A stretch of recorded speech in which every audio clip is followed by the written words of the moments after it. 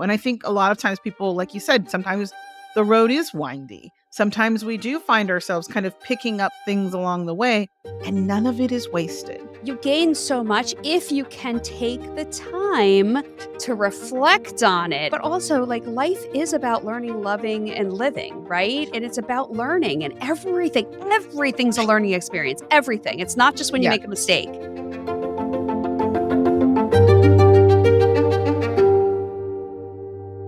Hello and welcome back to the Oracle on Purpose podcast. I'm your host, Leah Dunlap, and today I'm so thrilled to be here with Marlo Lyons, and I'm going to tell you about her in just a second. But I want to welcome all of you as women entrepreneurs and women founders to the show, which we are here to help support you, to inspire you, to fill your heart with hopefully some inspiration about the journeys of other women founders and entrepreneurs, and also to give you a little insight as to what it's like to work with an oracle. Because, of course, at the end of the show, we're going to give our guests the chance to do just that right in front of you. So stay tuned and stay with us all the way through so you can watch that too. And of course, if you want to, please subscribe below so you can continue to get these great podcasts delivered to you right to your email door. All right. Thanks so much for watching again.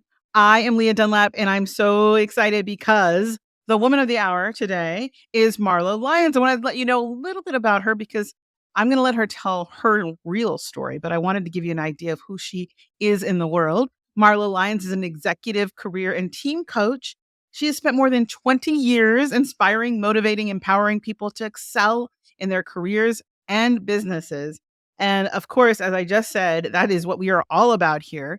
But I know she has some other stories that we're going to probably tap into as well, because we just hit it off when we met. And I know I could probably talk to Marlo for like hours, but we're not. Calm down, everyone. We're going to keep it together. We're going to get right into it. Marlo, why don't you tell us how your journey has evolved over the years becoming a woman founder and entrepreneur?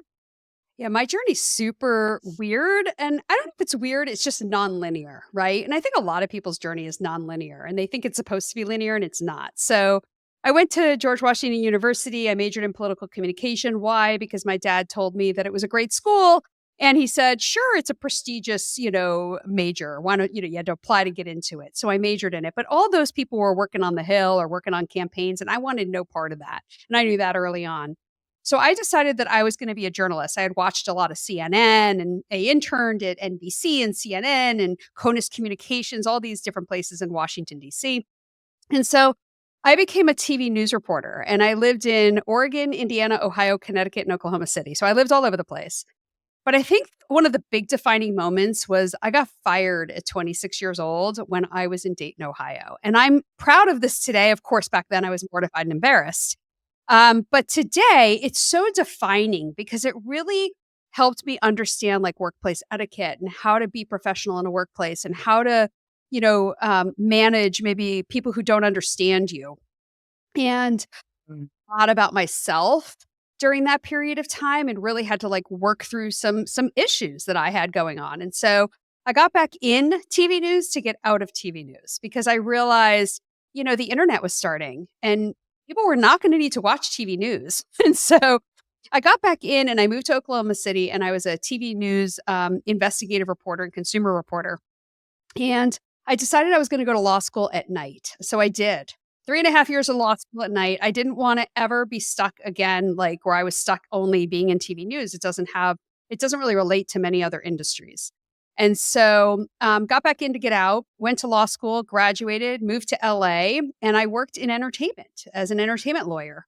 And I worked in production risk. And so basically, I worked at NBC and they were just starting reality shows.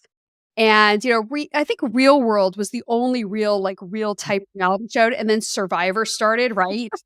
Oh my God, we have to have reality. I just like when you said Real World, no offense for those of you out there listening. My little teenage heart went, oh my gosh, I remember. Yes, Real World, right? So many moons ago. And so that was MTV, right? Yeah. Then, so NBC was like, we got to jump in on this, right? So I was the person who actually vetted reality show participants. Wow. So background checks, psych, medical exams. You're talking your Real Housewives, your Apprentice, The Apprentice. I worked on Project Runway, Top Chef. every major show at NBC and all of their affiliates, right? They had USA, Bravo, Sci-Fi. And then from there, I took a job over at Viacom. I was a VP and I was the head of their production risk. So I had the same type of responsibility, but then I also added immigration and foreign travel and child labor and safety and security on set. So when something went bad, I was like the first one there, right? With, My gosh. or my team, right? And I was a leader of a team. And we were a small little scrappy team, but we did about 3,000 productions a year. And that Oh my includes goodness. promotions and sales and advertising, like everything. You name it, we dealt with it. What if you could tap into the law of attraction with precision and power on your terms? I'm Leah Dunlap, and in my audiobook, Power Up the Law of Attraction, I give you the no-fluff blueprint to create a life of purpose, prosperity, and peace. Ready to stop manifesting by accident and start creating with intention? Download Power Up the Law of Attraction now on Audible. Now, back to the show. And then I got bored. I know this sounds crazy to be bored in this type of I was just going to say, okay, first of all, I know that stay with me, folks, because as she's listing off this list, I'm thinking people are going, oh, I want to know like so many questions. So don't worry, I'm going to ask some questions. But yes, bored, it feels frenetic and crazy and wild and fun. What made it bored? Tell me. I mean, you know what it is? I dealt with every possible crazy situation. I mean, we had deaths on set, we had assaults on set, we had, Teresa Goudis flipping the table at NBC, right? Like that stuff happens. Or I love this one, mob wives who would literally pick up utensils and start holding knives at each other. So I'm like implementing plasticware on sets, like you name it, I was doing it, right? And I can think of just so many crazy things that happened. I remember texting one girl 24 hours straight because she didn't want her catfish episode to air and trying to make sure that she was okay and she wasn't going to harm herself. 24 hours straight, like wide awake in the middle of the night, making sure this girl was okay. So things like that, right?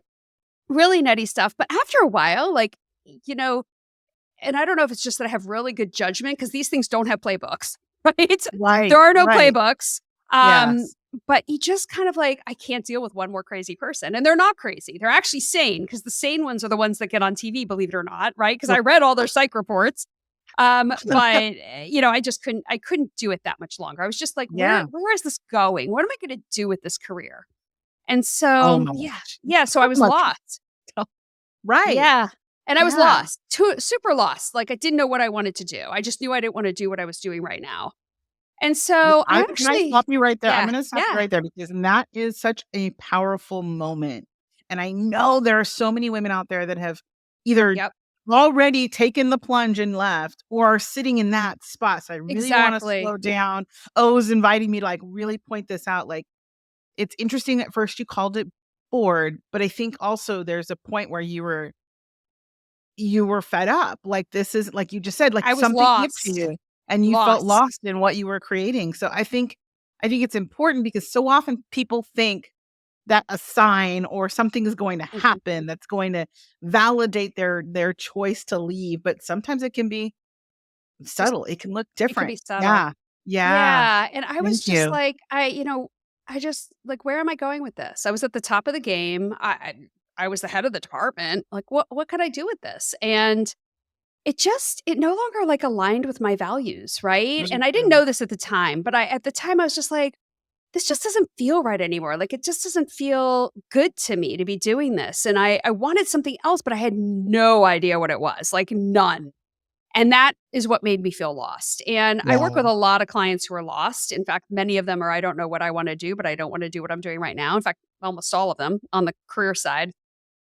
And I promise them, but by the end, not only will they know what they want to do, but they will be confident in what they want to do. And that's the process I went through, was trying to figure out what is that? And you're going to relate to this, but the big thing I had to do was stop. Just stop. I had to stop and pause and really think and what do I want? How many times do people not ask themselves, not what can I do? What do I want? Exactly. And not what don't you want? Because not what don't you want? For me, that's what the people plop down with. I don't. I'm whoa, pause. Whoa. Like you said, what do you want? what do you actually want And then? what do Because they until do when you you say know, that? well, What do they do? usually there's a big pause, right? Big There's the pause, right? pause They look because at you like deer in the most headlights. Nobody's yeah, ever most asked people me that. don't ask themselves, and they certainly aren't Yep. asked by someone else to, like, just stop. It's such a thing in our society to complain Oh, yeah. is like, Yeah. what is that? Misery loves company, right? Like, Complain. people wanna just, like, get in there and go, "Oh, yeah, that's right." And it's like, it takes something, and I love that you're saying this because it's what you do with your career folks too, is like, Yeah. you have to take time, you have to stop. Yeah. You gotta 'Cause stop and you've pause. been, like, hooked up to that machine for too long, you gotta stop and think, "What You do I do. want?" Yeah, Yeah, love it. and you have to then have, like, you gotta lose that fear piece and Mhm. go after it, right? That's a lot of my clients wind up becoming entrepreneurs, right? They've just had the fear, and when you ask them truly, if you could do anything, it's one of the questions I have in my discovery questionnaire. If money was no object and time was no object, what would you do? And that's where it comes out. Because they know what Yes. they want, they're just afraid to admit it, right? Or they're Right. afraid to actually pursue it. And so, so I sat there and I figured out like, what do I want? And I worked with a career coach just for a few sessions to try to like narrow it down and figure it out. And I realized based on my values. Mm. So again, I align people's careers with their values because if your values are fulfilled, you'll be fulfilled, right? And so based on my values were I really love helping people. I love that. I love it's like giving the gift, right? Like I love helping people. Um I really like to give back. I really like to make an impact on somebody's life. I like to do that individually. I Oh, also like to do it in a group. Um I like to facilitate things. I like to be a connector between others. And I like to help people find like happiness and fulfillment. And on the flip side, I also wanted security. So that means I wasn't going to be an entrepreneur, right? That is a big deal to me. good Security is a big point. deal, Oh my right? You got gosh, to I look at love you everything. gotta I, know that. you You got to gotta know know what that. how security is defined for Yes, you. Like for me, it meant a yes, paycheck. Period. It meant a paycheck. For others, it might mean something totally different. Just like money means something different to every person, right? Some absolutely. people it means freedom. Some people it means a Lamborghini, right? Like so, you got to decide like what do your values mean to you, and within that. I reached out to one person. I always say, you know how like one person can make such a difference in your life, right? That one conversation, that one phone call, that one connection, right? Abs And so this one guy posted on LinkedIn and just said, he's a recruiter, a sourcer. And he's like, if you ever had any career advice, reach out. So I did. He took my call 6 weeks later. And I wow. told him, I'm like, this is my career path TV news reporter, production risk lawyer. Like, what can I do with this? Like, and again, I'm asking, what can I do? I didn't Yeah. ask, what do I want? Right. I'm still in the what can I Yes. do? And he said to me, well, I told him, like, I've already looked at immigration. I don't want to be an immigration lawyer. I've already looked at communications. I don't want to do that. And he said, have you thought about HR business partner? I'm like, oh, yeah, I thought about HR. I have no interest in being in HR. I don't want to like process people in and out. And I don't want to, I don't know, even though I work in labor and employment law, I don't want to, do labor. He's like, no, no, no, no, no. It's a strategic role. It's Mhm. strategic. You're working with leaders on how to align talent to grow the business. I'm like, oh, strategic? Interesting. And so I had never heard of this because in entertainment and in law, there are no strategic HR business partners. They're tactical. And I didn't Yes. want to be that. And so I looked into it. And in tech specifically, there are HR business partners, and they're supposed to be strategic and working on organizational talent planning and org design and change management and all these types of things. And I was like, wow, that's interesting. So in every job description that resonated with me, it said the word coaching. And I Mm. thought, now I coach senior leaders on what they can do with candidates and when we have troubled issues and things like that. But how do I prove that? Right? How do I prove that in this new career? And Yeah. so I asked a couple of people, I'm like, do you think I need to get a coaching certification? They're like, well, you don't need to. And I'm like, oh, that tells me I need to, right? In order to stand out. So I went and got certified in coaching. And here's the kicker. I loved it. I loved every aspect of it, of Mhm.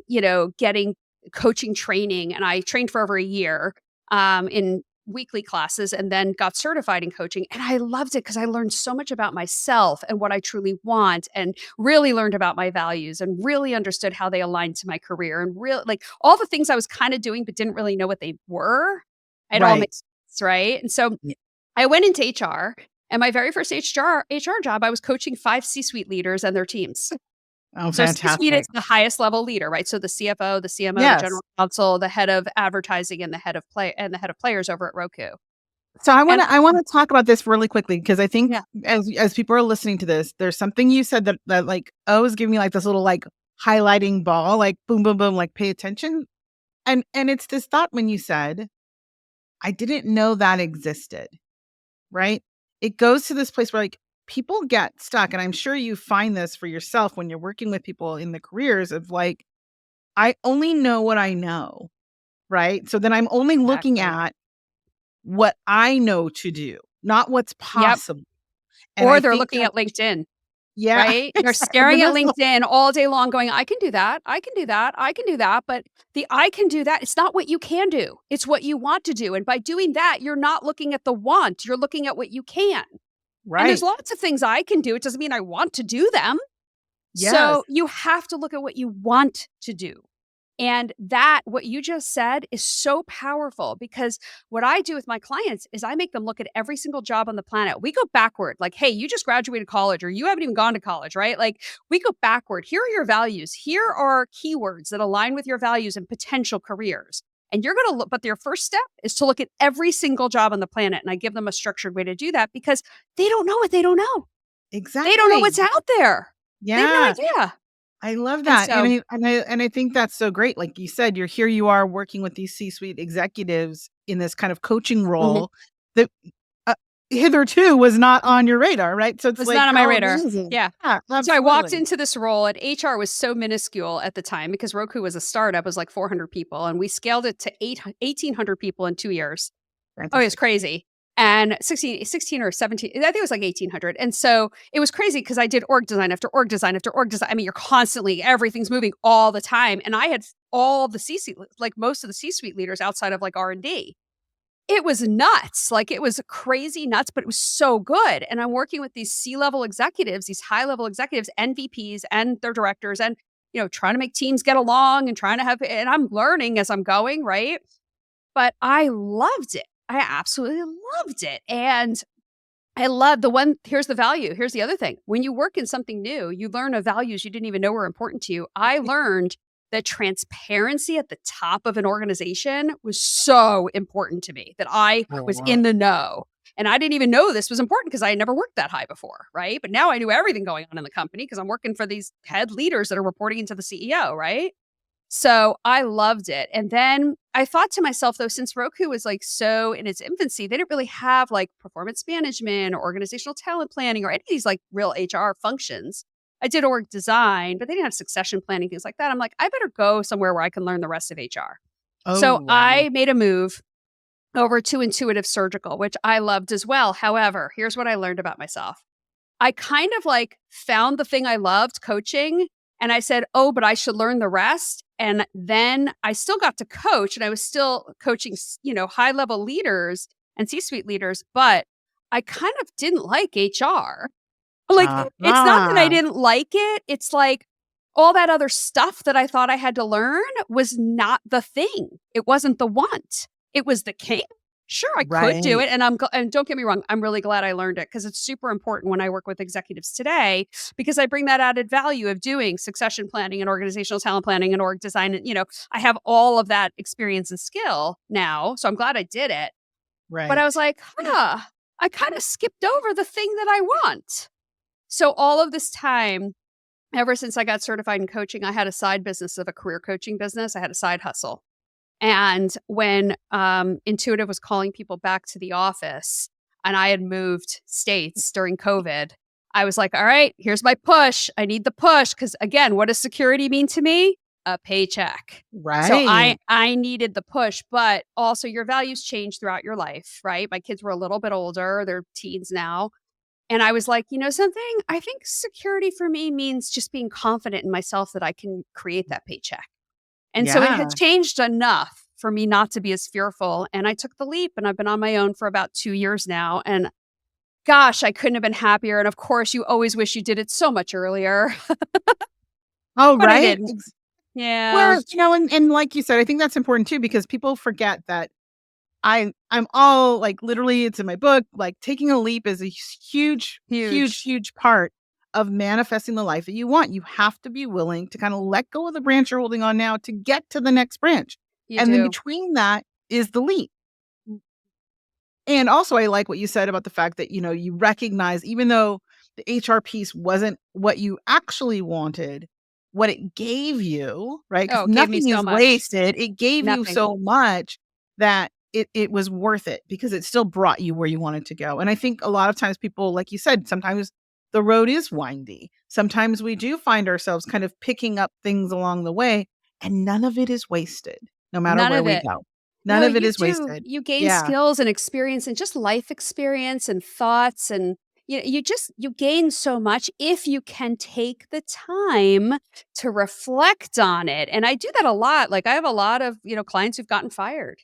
Yeah. And I sit with them and I go, well, let's talk about that, right? Like, let's reflect on that because they don't. They just want to move forward. And I'm like, let's back up for a second. Let's reflect on that because they don't realize how much they learned from the experience, how Right. many signs they saw that they ignored, and they weren't happy, by the way, in those jobs anyway. So now Yes. they look at it as a blessing, but also like life is about learning, loving, and living, right? And it's about learning and everything's a learning experience. Everything. It's not just when you Yeah, make a mistake, you definitely. know? So, Definitely. No failure. I mean, no no, failure, only feedback. And and absolutely. and to that point, I think, um, I've been through some seasons having done this for now 30 years where I've seen people in that exchange where lots of people lost their jobs for various reasons. Um, Mhm. and that was always my point with them is like, what an opportunity now, because the chances of, as you said, there were signs already that you wanted to be gone. And sometimes the nudge is now there's no job. What are you going to do? Right. Like Yep. the thing you were clinging to is now gone. Mhm. Breathe into it. What are you going to Yeah. do? So I know Yeah. you've written some books and I want to make sure I we have. talk a little bit Yeah. about those. And I'll give you a moment to do that. But it was really nudging me since we've been talking Ooh. because I know I was like, what is going on? Um, you know, I think that your story right now is this newness, even though you have all this experience and you've done all these things before, being an entrepreneur is new to you. It is. So as you're sitting in that newness and also the joy of what is possible next, what do you feel like you would love to see for your life and business next? What is that thing that's churning in you that maybe you haven't even told yourself yet, but I guess we go back to the question, okay, Marlo Lyons, what do you want next? God, that's such a good question. And it's funny because that was my question for you was that I have so many opportunities on my plate right now and so many different directions that I can go. And I do spend a lot of time thinking to myself, like, what do you want this? Do you want to do this? Right. Because I can make money or, business decisions in every sorts of like many directions right now.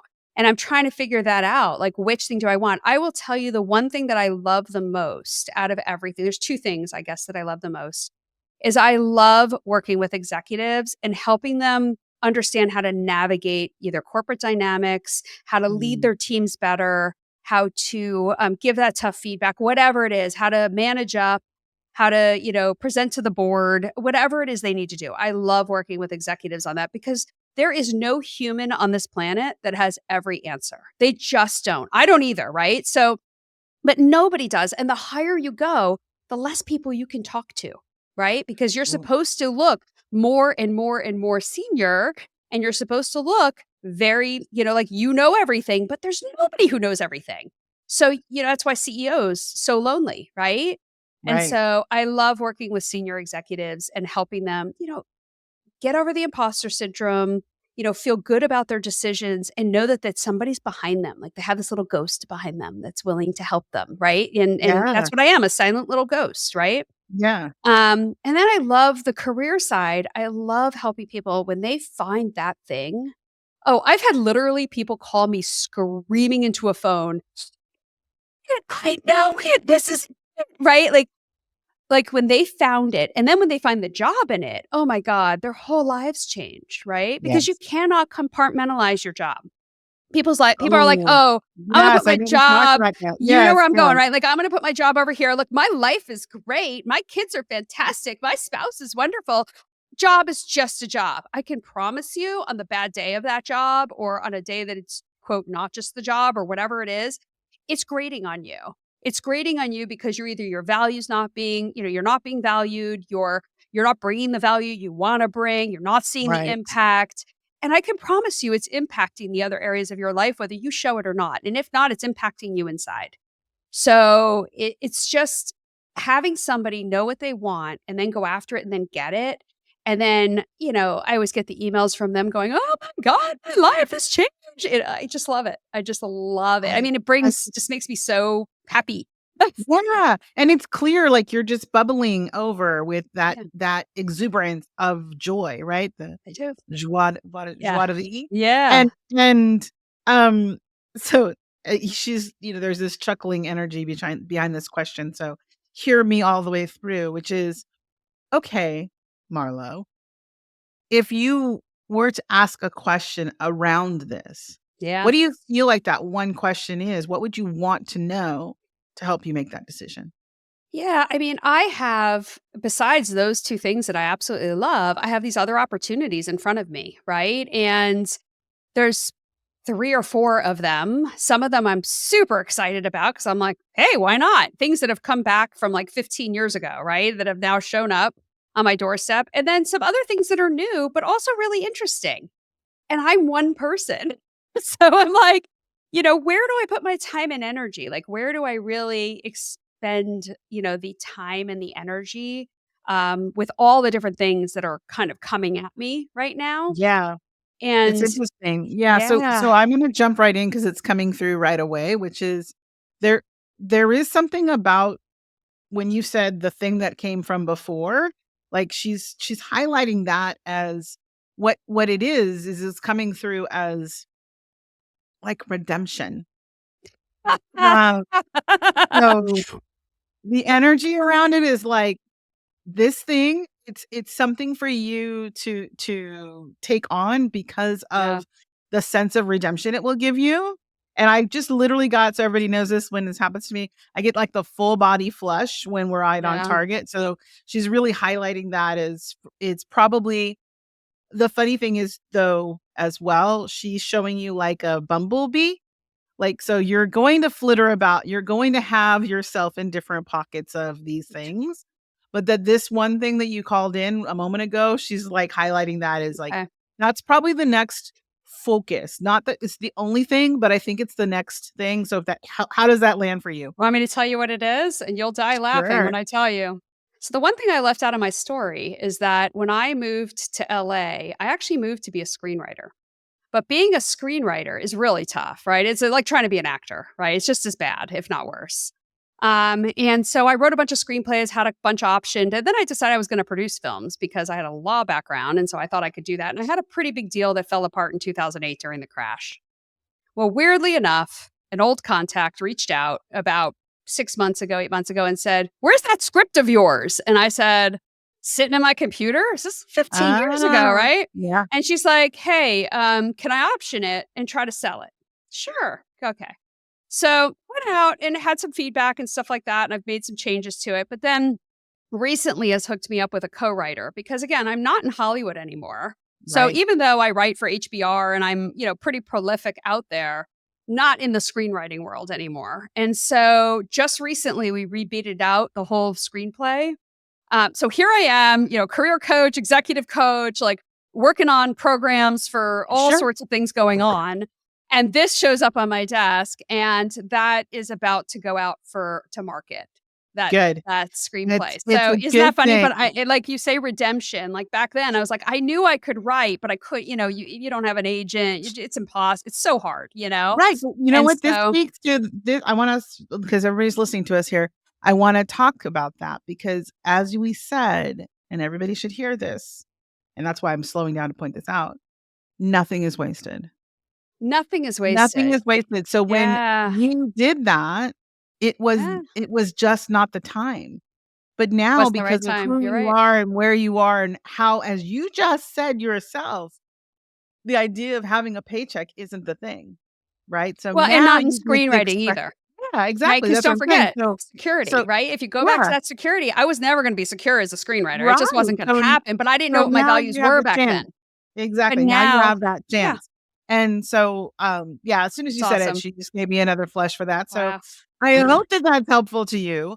I hope Very. that that insight kind of allows you to kind of get some clarity, which of course, that's the beauty of what O provides for people sometimes. It's Yeah. just like that clarion insight of like, yes, that thing, that's the thing. And when we step into it more, then we get to have that unfolding of what that looks like. So thank you for being on the show. Thank you for Thank asking such a you. great question. And tell us now, because I want to make sure we get the opportunity to share with everybody. How can people find you? How can they get your Yep. book? How do they get more Marlo Lyons in their life? Yeah, absolutely. So I'm at Marlo Lyons Coaching, sorry, marlolyonscoaching.com. You can find me on LinkedIn, Instagram. I think I'm on TikTok as well as Facebook. I'm on all of them. So you can find me there. You can also find me on my website. And then also, I have a podcast called Work Unscripted. And it is the unfiltered truths about work. Don't forget, I've worked on the business side and the HR side. So I can give it to you from all sorts of perspectives. Ooh. Oh, yeah, it's fun. It's a fun one. And then the books, Wanted a New Career tells you how to transition to a new career. And then Wanted, My First Career is my latest book, and that's for college students on how to find their first fulfilling career. And these are about finding fulfilling careers, not just a job and a paycheck. You can find them on Amazon. I think some Perfect. are on Barnes and Noble and Apple as well, but you can look around. But Amazon is the big place. Awesome. Fantastic. Thank you so much for being here.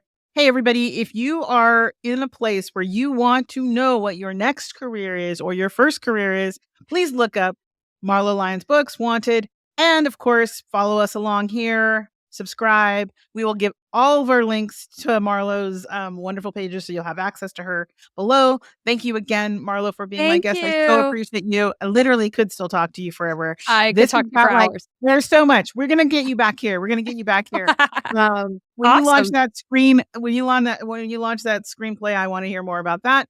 Thank you so much again for being here. For everybody who's watching, I'm Leah Dunlap. This has been the Oracle on Purpose podcast. Remember, no matter where you are, no matter what's going on, whether you're a new entrepreneur or a woman founder or established for years, you are here on purpose and you deserve to live a limitless life of purpose and prosperity. Thanks for watching. I'll see you next time. Bye.